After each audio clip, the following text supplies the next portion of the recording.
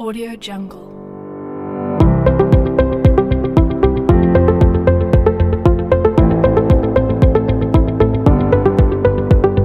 Audio Jungle.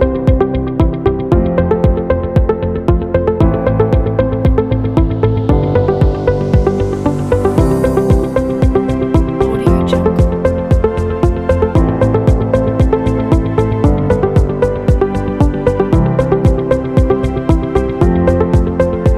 Audio Jungle.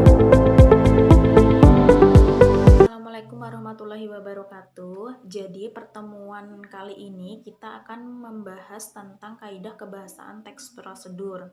Nah, jadi kebahasaan teks prosedur itu ada 4. Yang pertama itu penanda wacana, kemudian kata ganti, yang ketiga itu konjungsi, dan yang terakhir itu adalah kalimat imperatif, deklaratif, dan interrogatif. Yang pertama kita akan membahas tentang penanda wacana. Pengertian dari penanda wacana itu adalah perkataan yang digunakan untuk merangkai pernyataan selanjutnya. Contoh dari penanda wacana itu adalah perkataan seperti kemudian, pertama, kedua, ketiga, terakhir, lalu, sebelumnya, setelahnya, sesudah, kayak gitu, setelah itu, selanjutnya, seperti itu. Jadi itu adalah contoh-contoh dari perkataan penanda wacana. Gitu ya. Kalau di dalam teks prosedur sangat erat sekali dengan penanda wacana. Contoh penggunaan penanda wacana dalam teks prosedur itu seperti setelah Anda memasukkan tepung ke dalam baskom, kemudian aduk tepung tersebut sampai halus atau sampai mengembang. Untuk memudahkan kalian, letak dari penanda wacana itu berada di awal kalimat. Jadi awal kalimat gitu ya. Itu ada di dalam paragraf itu bisa ditandai dengan setelah titik.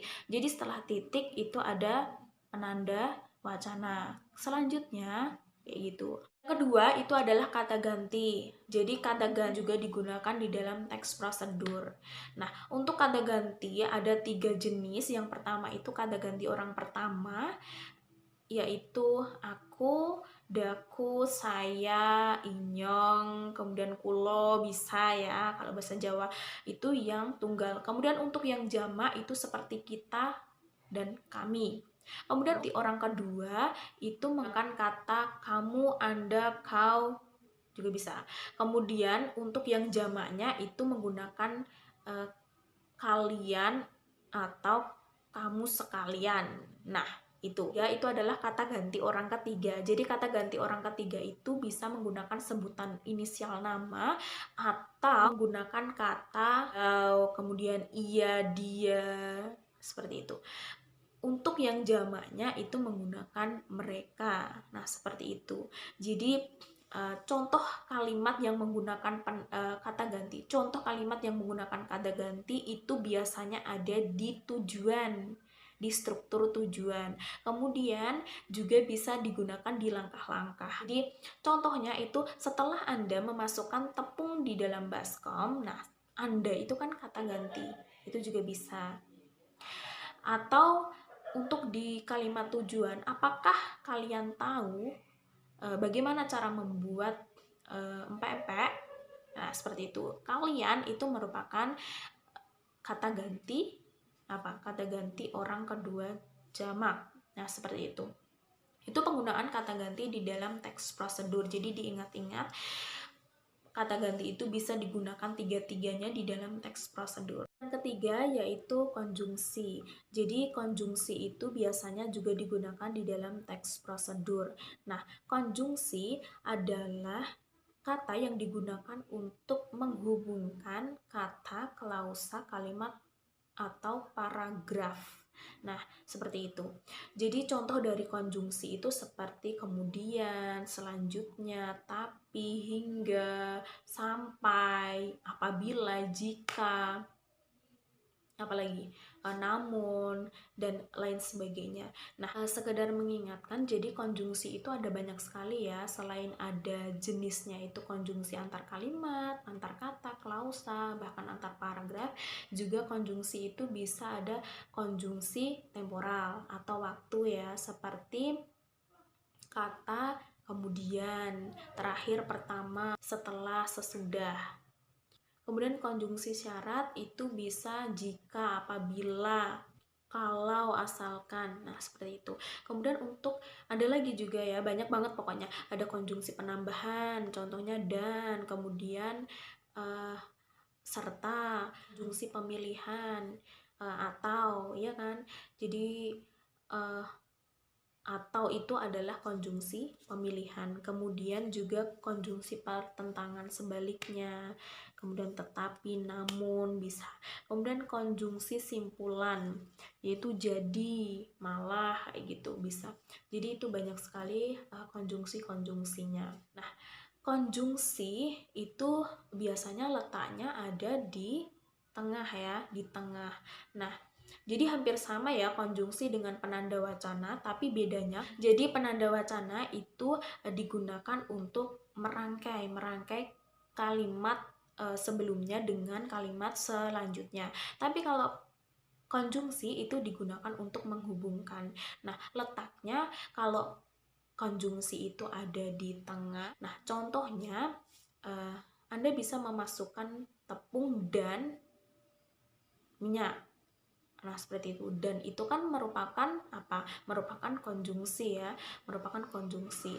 Kemudian juga bisa setelah Anda memasukkan jeruk lemon ke dalam gelas, koma, kemudian bisa kalian masukkan air es. Nah, seperti itu. Itu adalah konjungsi ya. Yang terakhir yaitu kalimat imperatif, deklaratif, dan interrogatif. Nah, kalimat imperatif itu adalah kalimat perintah. Jadi kalimat ini biasanya ditandai dengan partikel kah dan lah, ya kan? Kah dan lah. Contohnya di dalam penggunaan teks prosedur itu seperti siapkanlah bahan-bahan yang sudah kalian beli seumpamanya ya. Kemudian periksalah kembali alat-alat yang akan kalian gunakan. Nah, seperti itu. Jadi biasanya menggunakan partikel lah atau kah. Kalau tidak, itu juga langsung aja. Jadi kayak seperti jangan. Nah, jangan itu kan biasanya memerintah ya. Jangan memasukkan air ke dalam baskom seumpamanya. Nah, kemudian juga bisa langsung menggunakan kata-kata seperti dilarang. Dilarang keras memberikan micin ke dalam adonan. Nah, seperti itu juga. Selanjutnya yaitu kalimat deklaratif. Nah, kalimat deklaratif itu juga bisa disebut dengan kalimat pernyataan. Jadi pernyataan itu biasanya mengandung informasi-informasi.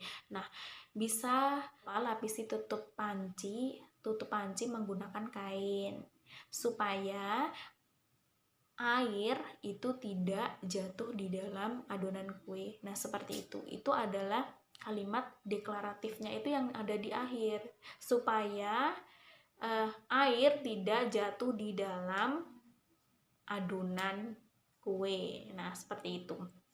Itu bisa disebut juga dengan kalimat pertanyaan. Nah, ini biasanya juga terdapat di tujuan. Contohnya itu, apakah Anda sudah bisa membuat makanan kekinian seperti dalgona coffee gitu, itu tanda tanya. Nah, ditandai dengan tanda tanya ya biasanya. Jadi mudahnya kalimat interrogatif itu ditandai dengan kalimat tanda tanya. Audio Jungle.